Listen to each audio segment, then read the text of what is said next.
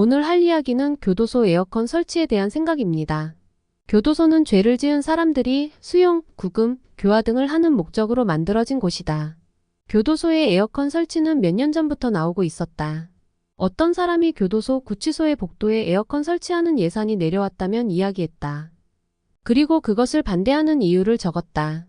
이게 유명해지면서 사람들이 해명을 요구하자 법무부는 해명을 내놓았다. 냉방기 구입 예산 배정을 했지만 장소는 수용자 거실이 아닌 수용동주복도라고 이야기했다. 근무지 중에 순찰 빈도가 높은 환자들이 수용되어 있는 복도이다. 폭염으로 인해 수용자가 아닌 직원들이 폭염에 노출되어 있다고 설명했다. 복도에 설치해서 간접적으로 수용자가 혜택을 얻을 수는 있다. 하지만 수용자의 거실에 대해서는 직접적인 냉방을 계획한 것은 없다. 다만 다수가 있는 수용동 내의 고온 상태를 계속 지속되는 것은 극단적인 인권 침해가 될 수 있다고 우려했다. 그리고 그것에 대한 방안도 생각한다고 했다. 이런 것이 나온 게 2018년의 일이었다. 지금 조금씩 이야기가 나오는 것은 찜통 같은 더위가 지속되어서이다. 수용자의 거실은 정원이 10명 정도가 된다. 그리고 초과가 되는 방들도 있다. 그들은 여름을 선풍기 하나로 버텨야 한다. 이것에 대해서 외국에서도 말이 많다. 외국도 에어컨 설치에 대한 부정적인 여론이 많이 있다. 에어컨 설치를 반대하는 사람들의 의견은 다양했다.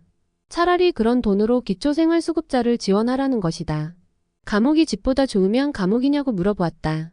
그렇게 되면 돈이 없고 갈 데가 없으면 죄를 저지르고 감옥에 가는 것이 좋겠다며 말했다. 그들은 죗값을 치르고 있는 중이다. 그들 중 많은 사람들은 피해자에게 피눈물을 흘리게 만든 사람들이다. 그런 놈들에게 편안한 일상생활은 사치이다.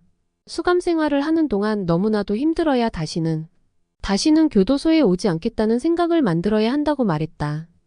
찬성을 하는 사람들의 의견도 있다. 교도소에 있는 사람들도 법적으로는 인권이 존재한다. 수감자들은 어디로 갈 수가 없는 처지이다. 과밀 수용된 상태에 대해서 해결해야 한다고 한다. 복도에 설치하는 것은 수용자를 위해서가 아니라 교정 공무원분들을 위한 것이다. 이분들도 폭염 속에서 일하는 것이 힘들지 않겠냐고 말했다.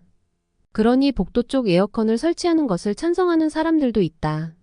이것도 복도 쪽 에어컨이니 찬반이 나뉘고 있는 것이다. 만약에 수감자에 대한 에어컨 설치는 대다수가 반대하고 있다. 인권단체들과 수감자들은 편의의 문제가 아닌 생존의 문제로 봐야 한다고 하고 있다.